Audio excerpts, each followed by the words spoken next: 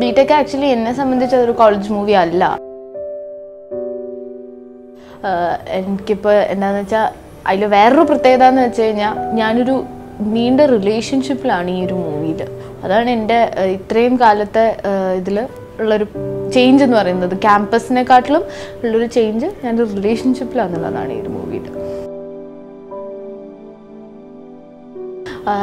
ആസിഫ് അലി, അസ്കർ അലി ഇവരുടെ കൂടെ മാത്രമേ അഭിനയിക്കുന്നുള്ളൂ, അല്ലെങ്കിൽ അവർ രണ്ടുപേരും ഇവളെ ഏറ്റെടുത്തോ എന്നൊക്കെ പറഞ്ഞ് കുറേ കമൻസ് ഒക്കെ കണ്ടായിരുന്നു.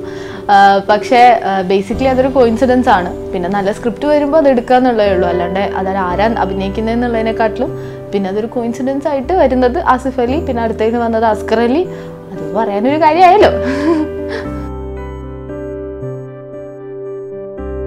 എനിക്ക് വലിയ വ്യത്യാസമൊന്നും ഉണ്ടായിരുന്നില്ല. ഞാൻ കുറച്ചും കൂടെ കംഫർട്ടബിൾ മലയാളത്തിലാണ്. പക്ഷെ എനിക്ക് കുറച്ചും കൂടെ ഇപ്പോൾ നിങ്ങൾക്ക് ഇങ്ങനെ കാണുമ്പോൾ തന്നെ മനസ്സിലാവും കുറേ സംസാരിക്കാൻ ഇഷ്ടമുള്ള ഒരാളാണ്. അപ്പോൾ ബേസിക്കലി സെറ്റിലൊക്കെ മലയാളത്തിലാണെങ്കിലാണ് കുറേ കൂടെ ഫ്രീഡം എനിക്കുള്ളത്. പക്ഷെ അല്ലാണ്ട് ഞാനിപ്പോൾ രാജീവ് മേനോൻ സാറിൻ്റെ മൂവി ചെയ്തു. അതിൽ രാജീവ് മേനോൻ സാറൊക്കെ മലയാളികളായതുകൊണ്ട് എനിക്ക് ഭയങ്കര കംഫർട്ടബിൾ ആയിരുന്നു. 8 തോട്ടാക്കൾ ചെയ്യുമ്പോൾ ഈ പറഞ്ഞ മാതിരി കുറച്ച് ഒരു റെസ്ട്രിക്റ്റഡ് ആയിരുന്നു ഞാൻ. പുതുമുഖ സംവിധായകർ എന്ന് പറഞ്ഞാൽ ഇപ്പോൾ ദിലീഷ് ചേട്ടനൊരു ആദ്യമായിട്ടായിരുന്നു ഞാൻ ചെയ്യുമ്പോൾ പടം ചെയ്തിരുന്നത്. പക്ഷേ അയാളത് നാഷണൽ അവാർഡ് വരെ എത്തിക്കുന്നത് ഞാൻ വിചാരിച്ചതല്ല. ദിലീഷ് ചേട്ടൻ്റെ 2 മൂവിയും നാഷണൽ അവാർഡ് കിട്ടി. ഇപ്പോൾ തൊണ്ടി മുതലിനും കൂടെ അത് കിട്ടിയപ്പോഴാണ് എനിക്ക് കൂടുതൽ അഭിമാനം തോന്നുന്നത്. ഞാൻ ദിലീഷ് ചേട്ടൻ ഫസ്റ്റ് ചെയ്ത പടത്തിൽ ഞാൻ നായികയായിരുന്നു എന്ന് പറയുമ്പോൾ.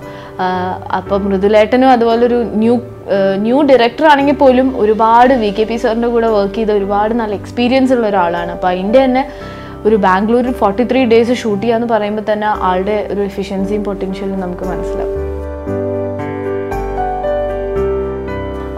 ഇപ്പോൾ ഇത്രയും കിട്ടിയ മൂവീസിൽ പാടാനുള്ള ഒരു അവസരം കിട്ടിയിട്ടുണ്ട്. ബിടെക്കിൻ്റെ പ്രത്യേകത ഞാൻ അതിൽ പാടുന്നില്ല എന്നുള്ളതാണ്.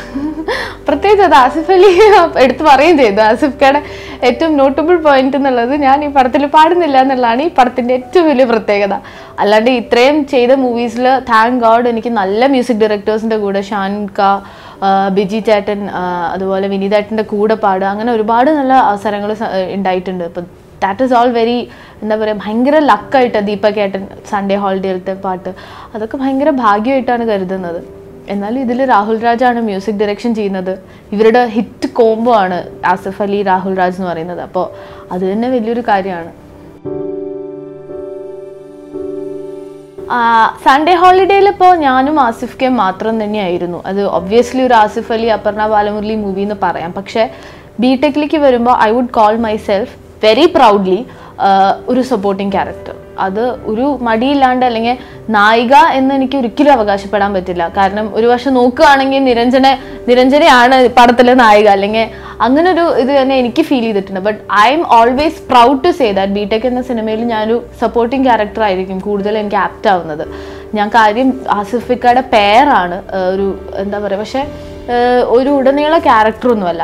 ആവശ്യ നേരത്ത് വന്നു പോകുന്നൊരു ക്യാരക്ടറാണ് പ്രിയ എന്ന് പറഞ്ഞൊരു ക്യാരക്ടർ. അപ്പോൾ സൺഡേ ഹോളിഡേ പോലെ ഞങ്ങളുടെ മൂവി എക്സ്പെക്ട് ചെയ്ത് പോകുന്നവർ അതല്ല എന്ന് എനിക്ക് തിരുത്തണം എന്നൊരാഗ്രഹം ഉണ്ടായിരുന്നു. This is something different. For more cine updates, subscribe to our channel, Action on Frames TV.